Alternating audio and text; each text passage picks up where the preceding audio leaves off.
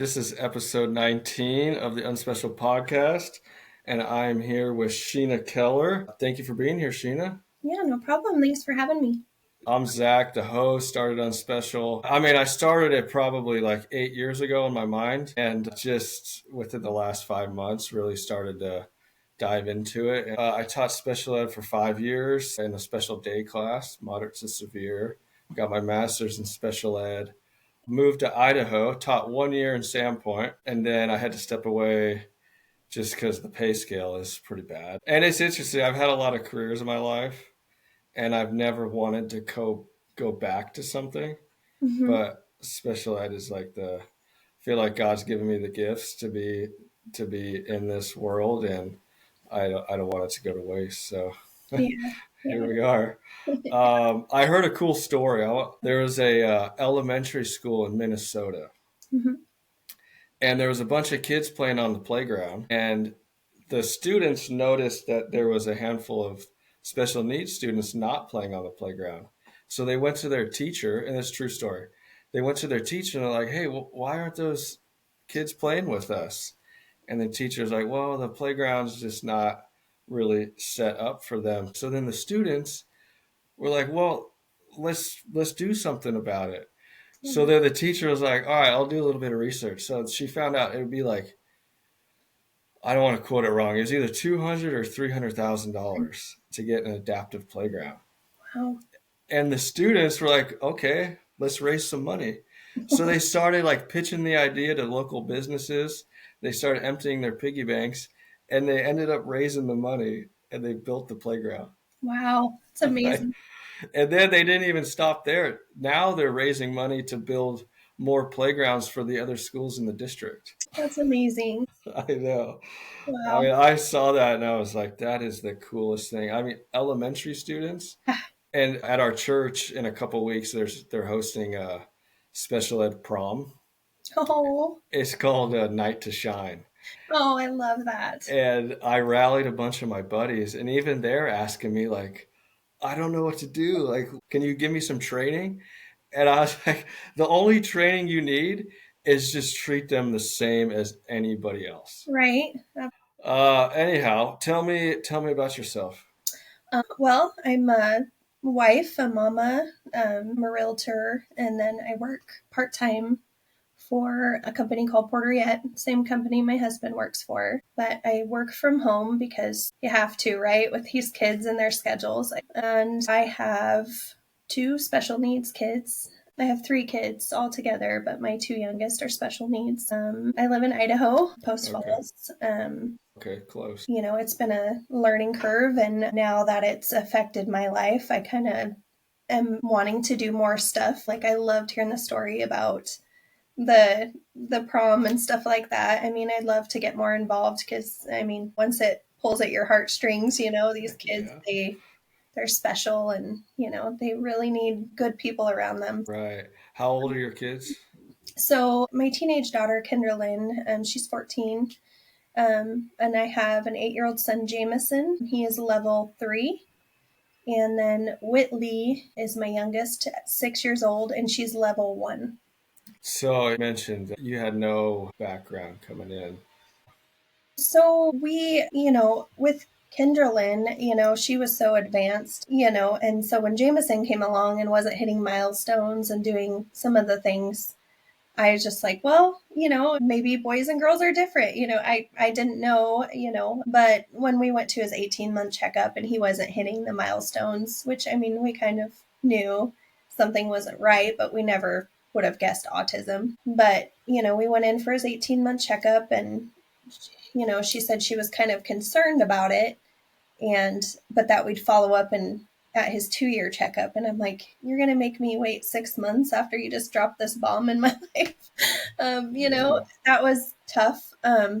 Longest 6 months of my life, waiting to find out if my son has autism or not. And we get back to the doctors and we get through his appointment, and I'm like, are we going to talk about this? The thing I've been waiting to talk about. And she's like, what's that? And I said, you mentioned he might have autism. She's like, oh yeah, he definitely has it. And it was harsh. I wish Yeah. there would have been a little more bedside manner there, because it turned our world upside down. It was awful. So in those 6 months, were you researching autism or? Oh, like crazy. Uh-huh. And I have a cousin who has an autistic son, so I reached out to her a lot and I researched it. I mean, I was a stay-at-home mom at the time, and um, I all I did was research. I mean, when I wasn't taking care of the house, or my kids, or doing stuff, I was researching, and Uh-huh. it was nothing good to read. It's it was it was just devastating. So Yeah. How does your husband process it? our personalities are so different. I think that's why we work. He's strong. It does get to him. He gets real quiet sometimes, and I know it bothers him. He's been emotional with me, but to everybody else, he's this big, strong guy. I show my emotions more. I have cried so many tears over this. I can't tell you. He just really is like, it's going to be okay. We'll get through it. Yeah. What was it like breaking news to family? I think they thought that the doctors were probably wrong. There's no way he's autistic, and he's going to be fine. He'll grow out of it. And as time went on, I think they were like, okay, no, there's something going on. And I think they started to educate themselves more. So, like, I'm pretty proud of my family. They really have put in the work, and they've been very, very supportive. Yeah. How was it balancing getting all the services and assessments, everything for school? I feel really bad for some families. I think that some families didn't have it as easy as I did. I think I really lucked out, or met the right people, or maybe somebody felt sorry for me. I got so lucky with services. I know people have said they've been on wait lists for years, and that just breaks my heart and made me feel guilty.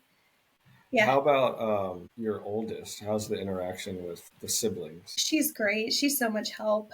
And her sister are just like two peas in a pod. Sorry, try not to get emotional here. She is just such a trooper. Um, she's she's great with the kids. She's just very helpful. She's very involved. So it's pretty amazing. That's awesome. Yeah. Do they have friends? Do they come over? How does that look? We had our first play date last year because Whitley goes to a Montessori school, and so she's made a couple friends there, and so the mom had reached out to me, and we set up a double play date because she also had an autistic son the same age as Jameson, and her daughter was in Whitley's class. Whitley's starting to have friends. She's doing really good. Jameson just kind of still prefers to be by himself. He is starting to interact more with people. I know the neighbor kid, though, they both love him. They're around him a lot, and they both have interacted with him quite a bit. How about you? Do you ever get a break? My husband is pretty good about letting me have a break. He makes me set time aside and go have, dinner and a drink with a friend, or, he's really good about letting me have time. Or me and my daughter, my oldest, she sacrifices a lot.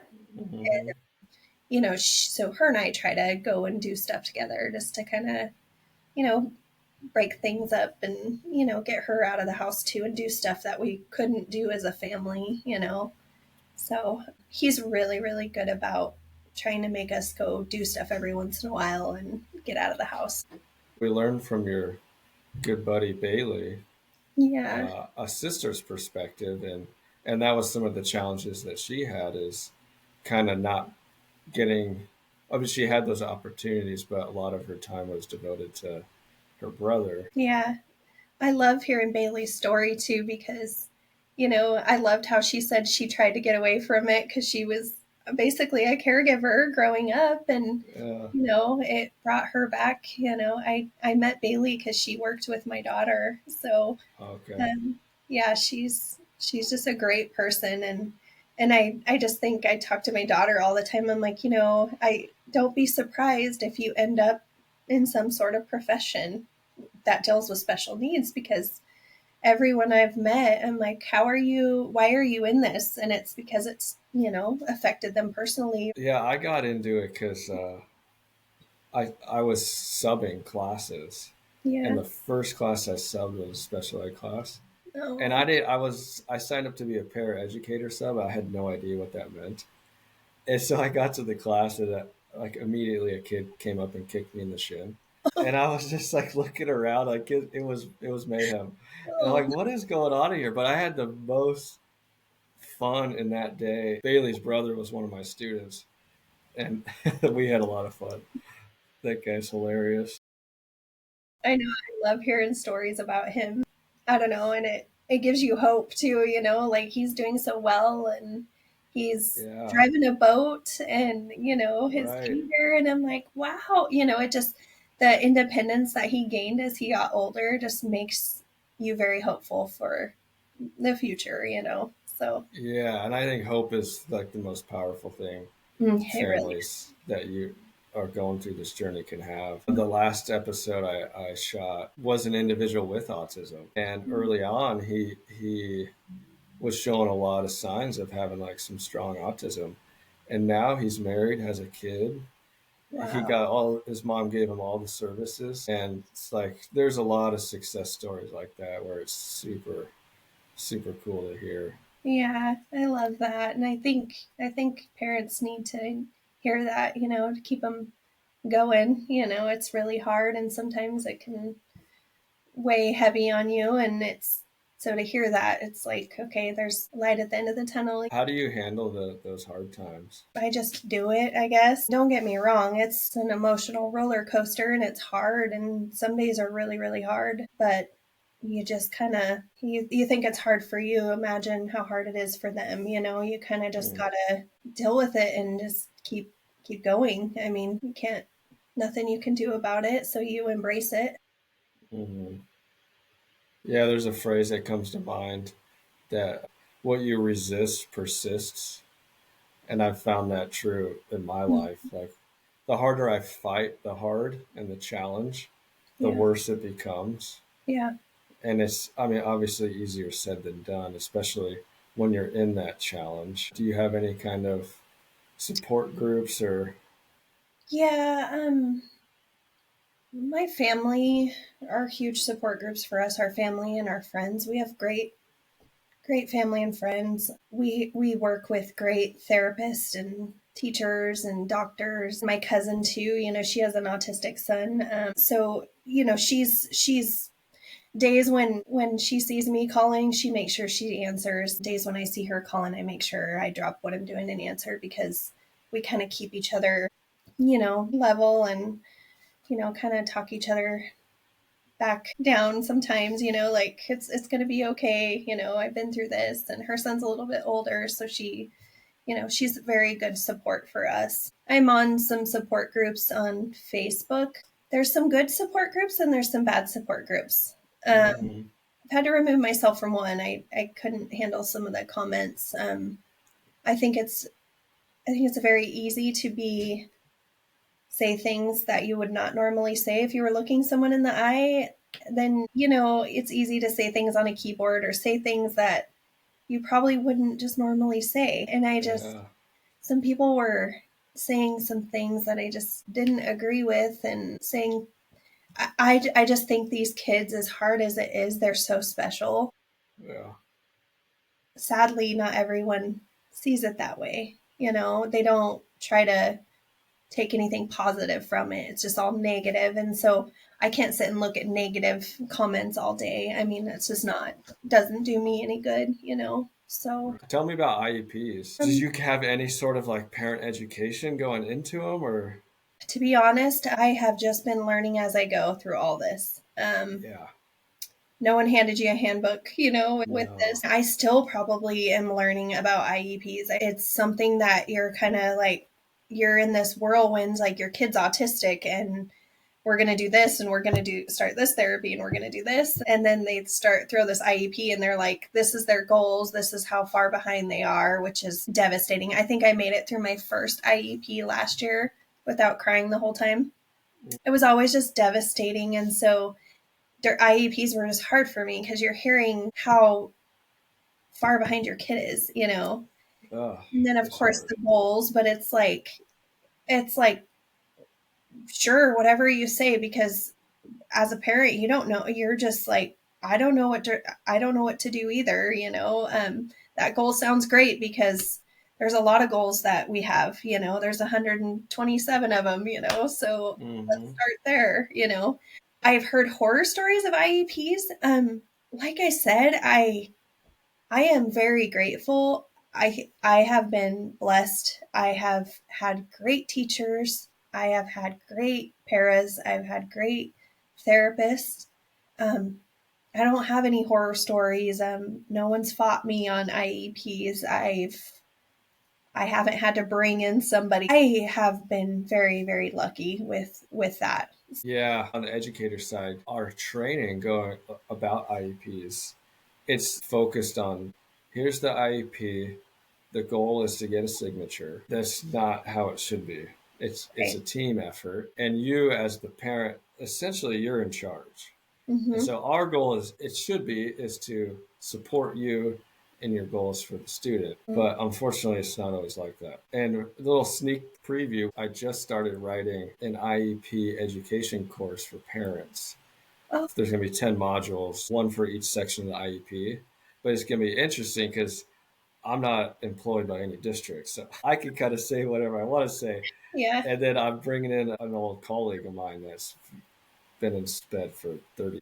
We both have both sides of the table, yeah, yeah. and it's going to be really fun. And what we're going to go over like all the hacks parents need to know going into IEP meetings because, like you said, the education for parents early on in the journey is Mm-hmm. just it's really not there. Yeah, I mean, half of them are like, "What's an IEP?" Yeah. I mean, when Jameson first started going into the infant toddler program, we got him into a special school a couple hours, a couple days a week. It was like, "What's an IEP?" I mean, I had to. It was another thing I had to Google. Right. So I think it's amazing that you're doing that. It'll help so many parents and to just hear from a special education side too. And it's that's amazing. I wish I would have had that. Yeah. Well, that's great. So how like where do you get your strength with such a positive mindset? My strength comes from my kids and my faith. I see how hard they work every day.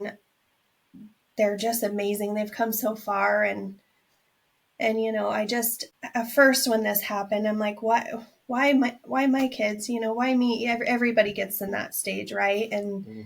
then I had to stop and remind myself that God doesn't give us more than we can't handle, um, and we may not understand why, but He has a reason. Um, Hmm. I think I was given special needs kids to teach me more patience. you Wow, know, and just never take anything for granted. that's powerful.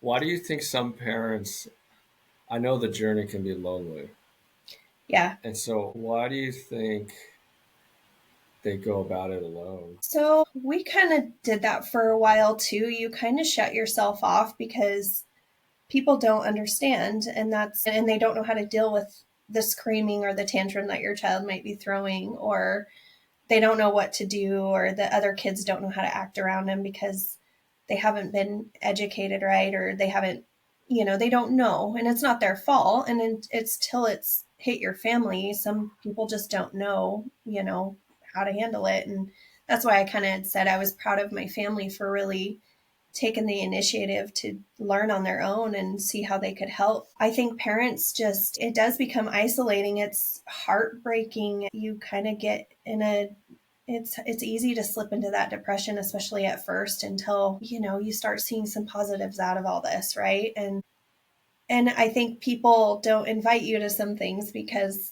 your kid will be unruly. Mm. And I think that's how you just weed out the people that deserve to be in your life and the people that don't. And there's a certain level of vulnerability you have to Mm-hmm. be willing to go to. I Mm-hmm. mean, I've even had a couple parents say no to be on the podcast, and Well, I mean, it's understandable because it's Mm-hmm. such an emotional topic, Mm-hmm. and some people just don't want to share it. Yeah. But I mean, it's awesome with guests like you who are willing to share it because people are going to listen and give them the hope that they're searching for. And they'll get there. When we first found out about Jameson, we were in denial bad. I'm not going to even say like that we haven't come a long ways because it's taken years. It doesn't happen overnight, but we hid it from our friends. We hid it.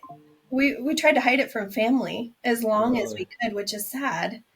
But we did. We were in denial, and I think a lot of people get there, and it's easy to just kind of hide. And if you just stay home and keep to yourself, like maybe you can, keep it private for a while, So yeah, the vulnerability definitely, I get that. And it just, I feel like once you just embrace what you cannot change, it just totally changes your life. Like, people are way more accepting than you could ever imagine. It's been life changing that we come out about it, and we've had people step up and help, and the right resources, and talking about it even on a podcast, it helps. It's Yeah. good for the soul to talk about. Was there any specific event that got you out of the denial, or how did you get out of it? I think this is funny. I was dropping Jameson off because they kept saying you need all these resources. There's all these resources out there. There's all these resources out there, and I was dropping Jameson off at the infant toddler program, and it every day was a struggle. I mean, every day was a struggle. The teacher would pull him away, kicking and screaming, and it just, and I probably looked like I hadn't slept in 3 days. And the teacher's like, there's so many resources out there to help you. And I'm like, and she just started going off on things. And she's like, there's the therapies that will help. And she's like, there's respite care. You could have someone help you with the kids while you went grocery shopping. And I'm like, what? Yeah. You could take a nap. I'm like, do I look that bad? No, I think it was her kind of just saying it's okay to take help. you know you look like you might need it. I think it's okay to take the help. And so that was a huge first step for me. And then once I was like, okay, we're going to start these resources, right? We're going to start the therapies.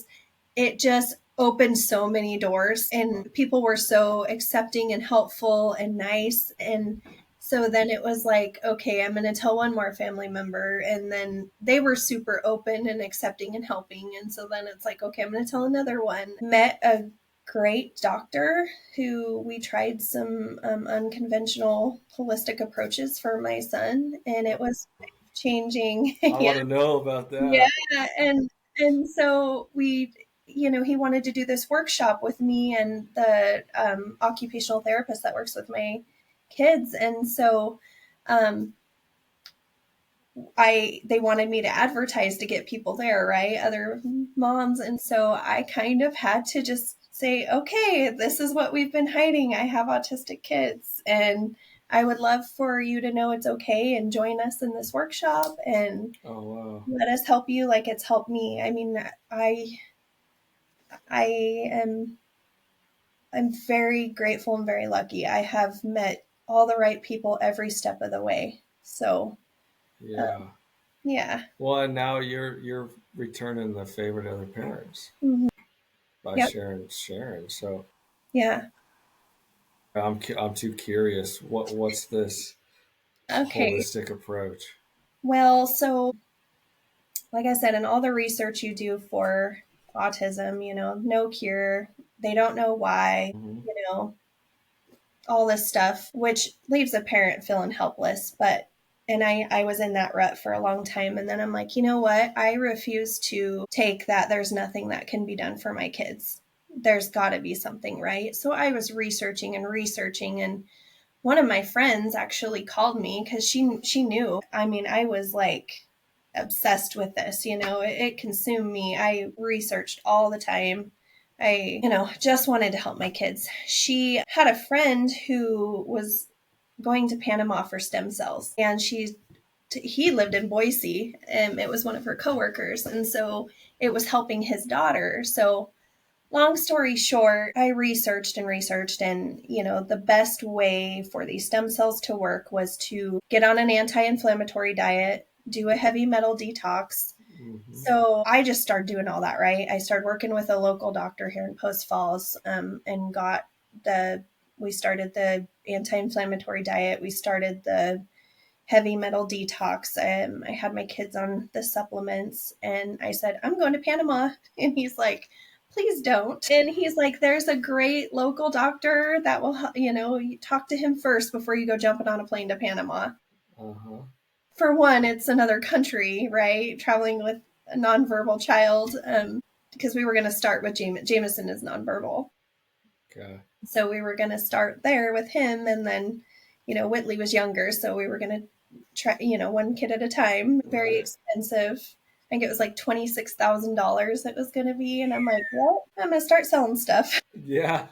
What don't we do around here? I had to do it for my kids. I had to try. And anyways, long story short, he talked me out of going to Panama. I reached out to this doctor here locally, well, not locally in Post Falls, but in Idaho. And it was life-changing. He, I set up a meeting with him. He told me what would happen every step of the way. And we're like, it'll either work or it won't. And I kind of am like, I have to try. Yeah. And I just kind of left it in God's hands. And we did a treatment, and A stem cell treatment. yeah. And Jameson was completely nonverbal, could not say 1, 2, 3 hardly. And 2 weeks later, I was supposed to go to Boise with my cousin's wife, and we were going to go down to see my aunt and uncle. And I'm like, I can't leave my kid. Something was telling me, like, and tugging at my heart. I said, because my husband was here. He's like, go ahead and go, and I'm like, I can't leave my kids. They just had this treatment, and I was very invested in all this. And that night he said, I love you for the first time. Oh my gosh. Talk about amazing. So yeah, we've done several treatments on Jameson, and I can't say that he's not nonverbal anymore. I mean, he still struggles, but he's repeating so many words. He makes progress every day. You couldn't get near the kid before. He wouldn't make eye contact at all. He was like fight or flight mode all the time. He snuggles. He does interact with his peers now, not all the time, but sometimes. And he played with our dog for the first time recently. He Wow. he's come so far. I got the chills. Yeah, it's that probably too is what gives me a lot of strength right there now that I'm talking about it, because it was amazing. It was life-changing. I'm like forever grateful for this doctor and doctors that I've worked with, and everything. And Whitley did one treatment and she did a complete 180. She's just, yeah. Oh my gosh. Yeah. And unfortunately, it doesn't work for everybody, right? And I know there's conflicting opinions on it. I did my research, and as a mom, I felt I had to try. I couldn't not try. I'm not going to stop trying till I've exhausted every resource for my kids. So I do that. I've done biofeedback treatments or sessions for Jameson. That's been really helpful. That was like the last little piece that he needed. What is that exactly? So that's pretty interesting. It's where they hook up this band here on your head and your wrists and your ankles, and it reads, there's so many brainwave frequencies, and it reads the frequencies, and it will pop up with things that are going on in your body. Okay. Whether it's like one popped up that he was having some like tooth decay, I think is what it popped up. Well, he had a cavity, Oh, wow. So it's really interesting. Autism kept popping up, which we know he's autistic, Right. But this machine, it reads the frequencies and then it can send them back. And when it sends them back, it can correct.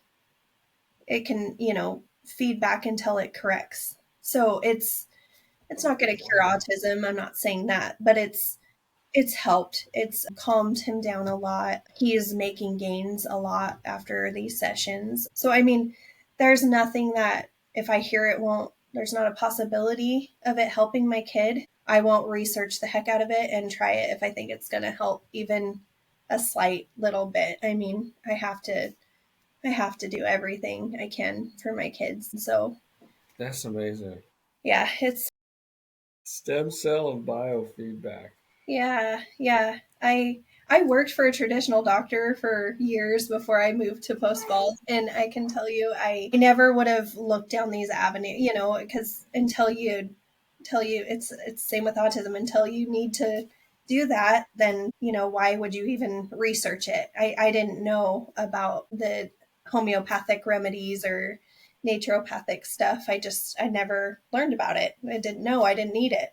But I didn't want to put my kids on meds or anything like and some parents are gonna, and I get it. Like, to each their own, and they think what's the best way for their kids. But for me personally, I didn't want to do that. So that's why I looked down those avenues, and they've worked well for our family. So we That still is have so cool. struggles, but you know, How it's do they come up with this kind of stuff? I don't know. I don't know. It's amazing all that's out there though once you start researching. And I don't know. It's Yeah, yeah. I that just is so cool. yeah. Do you have any? This might be an intense question, but I'm going to go there. Do you have any regrets? Yeah. So I guess my regret would be that I was in denial for so long, and I was in that place that I talked to you about just recently. We kind of hid it from everybody. We didn't want to talk about it. We avoided a lot of things as a family because it was hard, or we didn't want to get embarrassed, or whatever the reason. And it just my oldest has sacrificed so much because of that, and it Mm, in the long run it's just probably done more. It just hurt my kids, right? Because they're not going to ever learn and grow until they're able to do these things. So, like, we quit going camping because Jameson was a bolter. I mean, he would take off. yeah. It was always stressful or too hard or too much work, and I just wish that we wouldn't have had that mindset for so long. I mean, I'm talking positive, but it took a long time to get here, and it, Mm, it took a lot of work and a lot of tears and a lot of trial and error to get here. So, I think that that's a regret. It's hard not knowing how we got here, why this happened. yeah. But um, so it's easy to look back and be like, was it the tuna fish sandwich that I ate when I was pregnant, or was it this, or was it that? Like, should I have not done this? Should I have not done that? But ultimately, Sorry. Yeah, it's you're okay. yeah, I'm surprised you made it this long. yeah, it's a Yeah, good. good. Good. Oh man, I got more questions. Go on, buddy. You do what you need to do. I can hang tight. Can I go hand them off real Yeah, quick? yeah, Okay. absolutely. I'll be right back. Okay. Whew, good. You're a trooper. I'm surprised he made it. My brother-in-law was down there. I just yeah. So that's all. That's crazy. What would you want other parents to know? That's tough. I think just to stay positive through all this. Um, try to balance it well. Don't, and what I mean by that is like keep your marriage healthy. And I know that's so hard sometimes. Like, a lot of families struggle with this, come in between their marriage, and just make sure you still prioritize your significant other through all this, and make sure you guys are a team. Hmm. That's super important. And just keep fighting for your kid. I mean, they're the ones who had this mountain put in front of them from day one that they've had to climb, right? They've had to learn and adapt, and get over this mountain. So just stay strong for them and keep guiding them, and it will get easier. It does, just day by day, and just keep moving forward. It will get better. Yeah, now you got me thinking about another side topic. How have you kept your marriage strong? Because I mean, divorce rate's astronomical with families with special needs, Yeah. and I mean, hearing other parents' perspective too, it's like it's challenging as it is, Mm-hmm. and to stay on the same page, even though maybe you don't see eye to eye on certain things. Has there been any like, or what have you done? Just try to find that balance, like I said, is really important. Don't stop dating each other. I know it's hard Mm, and stress gets high, but you got to take time for each other. Even if it's after you get the kids to bed, sit up and have a conversation or have a glass of wine with your significant other or whatever it is you do. But I think, like, for me, it helped. My husband is such a hands on dad. He's such a good dad. And we know we understand that sometimes it's not possible to put us first, right? Like our kids come first. But the communication, we keep communication strong, and we are a team. I mean, we tackle this together. All of it's been together. He really pulls weight when I need him to, and I do the same with him. It's just we kind of balance each other out. But I would just say, just make sure you make a little time, even if it's 5 minutes, to sit and, hey, how was your day? Like, how are you feeling? Or, I know this is tough. We're going to get through this. I think the reassuring each other that it's going to be okay and you guys are going to mhm. get through this. I mean, it's sad when you hear that these parents don't make it, because change is such a huge thing in these kids' lives. And that is Yeah. the worst things that a parent could do, is not stay together for these kids, and every kid, right? I mean, I'm not just saying autistic kids, but especially them. And I think you just, really got to make sure you work together and just have God in your marriage, and you'll get through it. It's tough, but you guys will get through it. And for me and my husband, this sounds weird, but I feel like it's made us stronger. Mm. um, I know that's crazy. Don't get me wrong. We've had very stressful days. It's been really hard. We've had fights, but at the end of the day, we have a bond that not every marriage gets, because we have something so hard and beautiful and special, and it's just really bonded us, and we've worked together, and we've watched our kids grow and, come over some of these hard times. And it just, I don't know. I'm rambling at this point, but I think me and my husband have been very lucky. So, Well, you have amazing perspective. Bailey was like, "Hey, I have somebody that I think should be great on the podcast. They're just the most amazing family." I'm like, "Please send her over," and she was not lying. I mean, just the yeah. fact that you can see and say that your relationship is better because of it.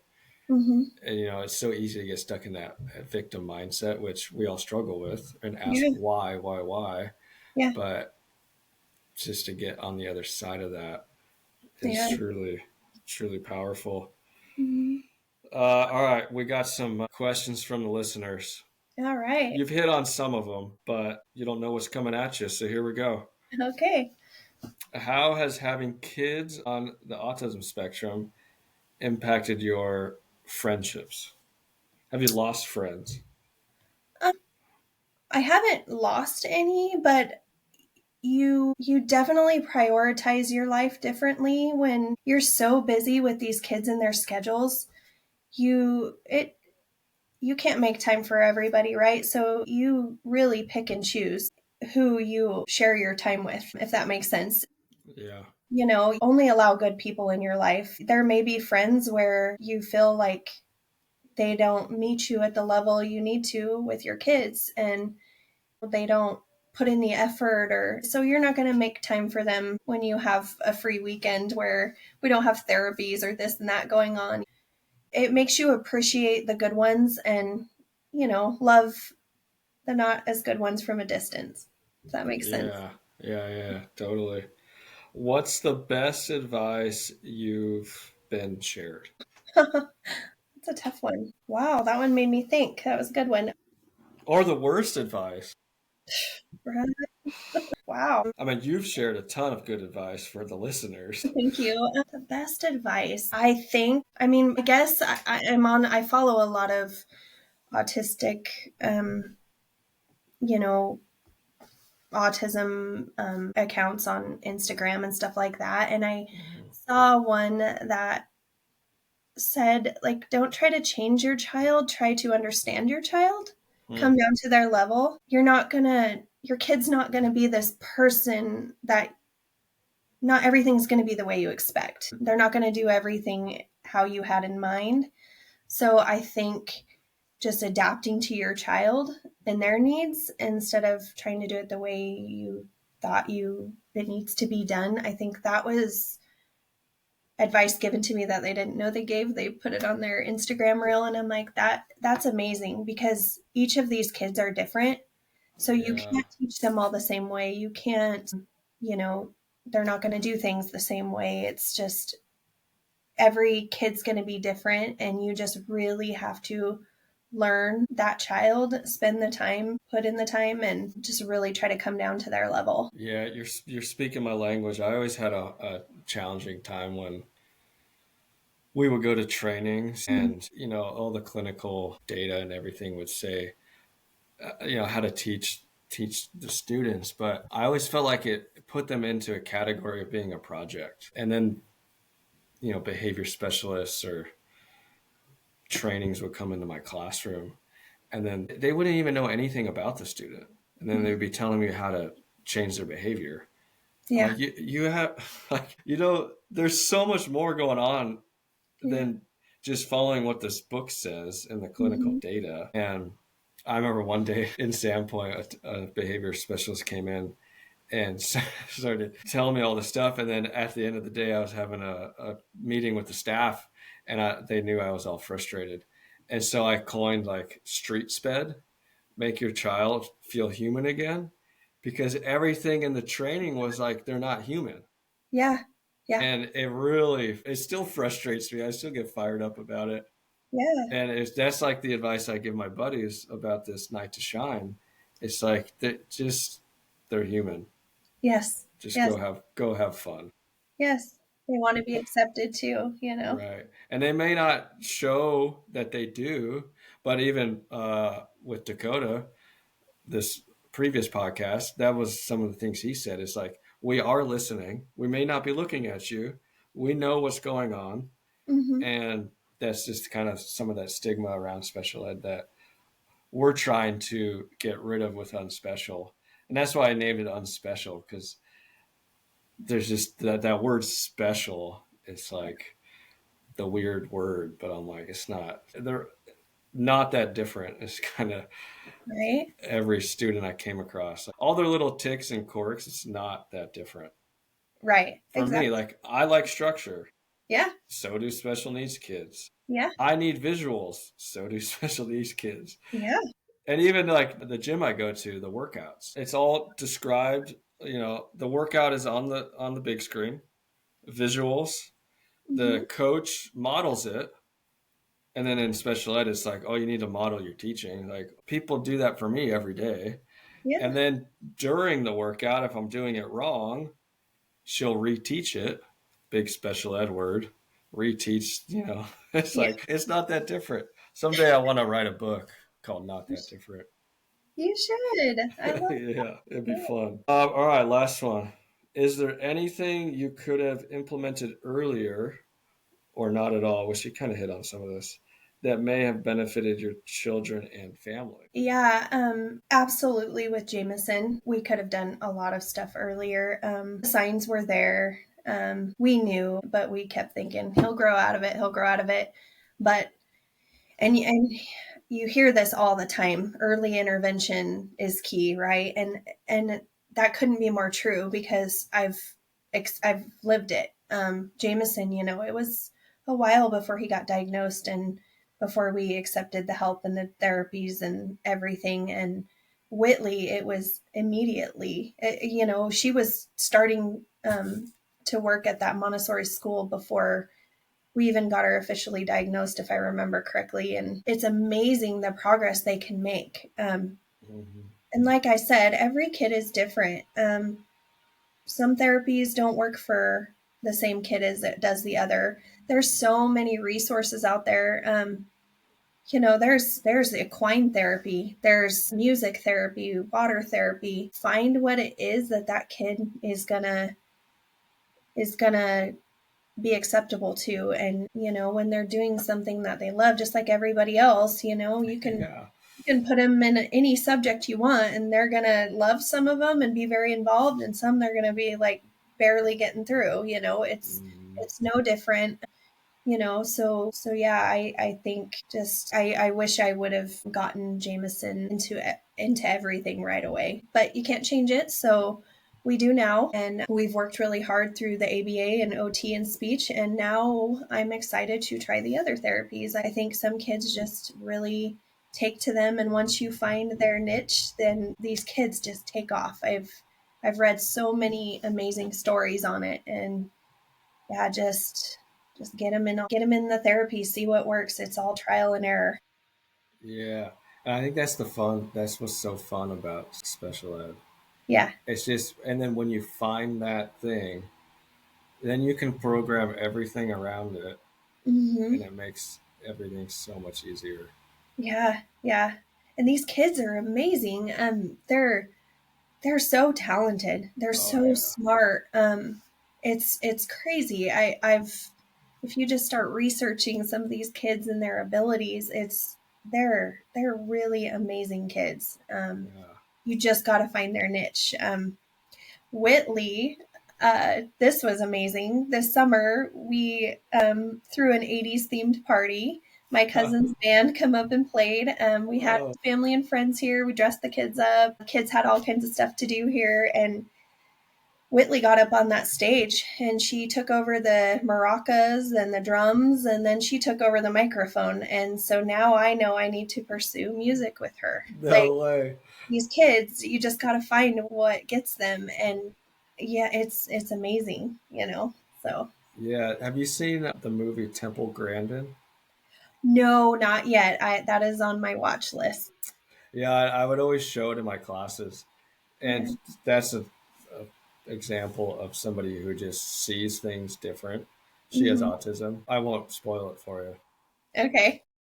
but it's a very interesting movie. Okay, I'll have to watch And that. I mean, she single-handedly changed a lot of how the country goes about something. Yeah. Yeah. Okay, you just brought me onto something I just have to throw out there. My son's OT said that there was someone who mentored her. She is autistic, and now she teaches classes. So that's amazing. That's another one of those stories that gives these parents hope, like they can Yeah. overcome a lot of these obstacles. But it was interesting. She said that growing up, she saw people as balls of light, different colors. Ooh. So I think that's interesting. And I've heard that again since then. Another kid saying that they see balls of color or light, and so it's just very interesting to hear what they get inside Yeah. their mind, right? And see what they see. And, it just makes you wonder, like, I wonder what they see, you It's know? like all that unlocked or untapped potential. Mm-hmm. And Yeah. then just to be able to get it out. I Yeah. read a book on that, similar to that, on how one individual saw everyone in color. Yeah. And that's how they could feel and see their vibe. Mm-hmm. And he said, like, if you were red, you were a threat. Yeah. And he knew you, like, were uncomfortable. Yeah. So then they just wouldn't deal with you. Yeah. But I think he said if you were yellow, then you were like a homie. You're good. Yeah, I know. That's crazy. Maybe dogs have that, dogs can sense bad people, I feel like, and Yeah. not comparing kids to dogs, that sounded terrible. No, But you that's know what I fine. mean? Like, Yeah. it's crazy. It's like you have that sense of good and evil. Like, like this Uh huh. person is not a good person. I'm gonna keep my distance. it's kind of amazing, really. I mean, I wish I could do that. Yeah, me too. Avoided a lot of headache in my day. Or if I can imagine with clients, you're just like, you're red, forget you. Right? I'm not going to deal with you. I'm not gonna do it. Oh, that's funny. Yeah, it's very interesting. Yeah, and I mean, they're so smart, They are. and especially the photographic ones that Hmm. have speech, and they just rattle off numbers, and you're like, dude, you just saw that, Yeah, or they just quote an entire page of a book. yeah, yeah. So the other day, Jameson and Whitley's occupational therapist, she's amazing, and she's just full of resource. She'd be a great one to talk to. Also, Oh she's yeah, amazing. I couldn't ask for a better occupational therapist, but she sent me this link, and it talks about have you telepathy tapes? Have you heard of that? I've heard of it. I don't know It's much pretty about crazy. it. I watched it, and these like some of these autistic nonverbal kids are, it's like they're linked with their mom, like they can see what they see. Like they can be standing behind them and looking at a number and they'll read it off. I mean, I was like, it gave me goosebumps just talking about it. I'm Well, like, crazy, it's a whole thing. I just started looking into it like literally days ago. I haven't, there's a whole podcast on it, and I it's there. I'm gonna find started it. listening to one, and it was long. I haven't got to finish it yet, but just something that's kind of interesting with these kids. Like they're amazing. I mean, they Yeah, really are. it's just educating people to get past the initial. It's so easy to see the bad and not the good. Yeah. Gotta get out of that mindset. Well, I got a lot of research to do tonight. Biofeedback, stem cell, tilapia tapes. Yeah. Oh, that's so good. Yeah. There's, Well, yeah, that this was a blast. I'm glad we got through it. me too. Thank you so much for being on. I Yeah. mean, just your mindset and your input. I know it's going to bless a lot of parents. It's funny because me on the other side, like, yeah, I'm the host, but I mean, every time I do a podcast, it's like I get more pumped up and motivated. Yeah. Uh, You're doing a great thing here. I think it's amazing. yeah, it's they always say like, what are they? The phrase like, if you do what you love, you never work another day in your life. Yep. And I mean, this is that for me. So Yeah. I'm glad I can have this space and for parents and for all of you to find some more inspiration and hope. Yeah. And also what you said about marriage and just your determination to do what's best for your kids is well, we have another support group for you that I'll throw you in. We Okay. just started a Slack channel. Um, that's it's starting to get going. We got a handful of parents in there, and it's just another resource for you to throw ideas and see some more ideas. Yeah. But I'm going to add a channel from what we talked about diet, and Yeah. so you can share what you're doing, what you're feeding your kids, and see what other people are too. Yeah. Yeah. I know it's hard, and some people say they don't notice a difference, and that may or may not be the case, but I think it's really important. I've learned a lot about what goes on in their bellies and the issues they have, and all of us should probably eat better, right? It doesn't hurt anything. So, Yeah, yeah, I'd love to be in that group and share, and I'd learn from it too. I mean, right. I said this is all just learning as you go. Yeah. Well, as with every guest, I have a book coming out probably in the next 3 4 months. Awesome. It's called Special Days, and it's 10 stories from the classroom and how I saw God in my students and related to stories in the Bible. And so Wow. once that is published, I'll be sending you a copy. I would love that. Thank you. Yeah, Thank you. awesome. Well, thank you again so much. Yeah, you're welcome. This is a blast. Yes, thank you. Keep up doing what you're doing. It's amazing. And you have a very compassionate heart. And I think everybody needs a Zach in their life. So thank you.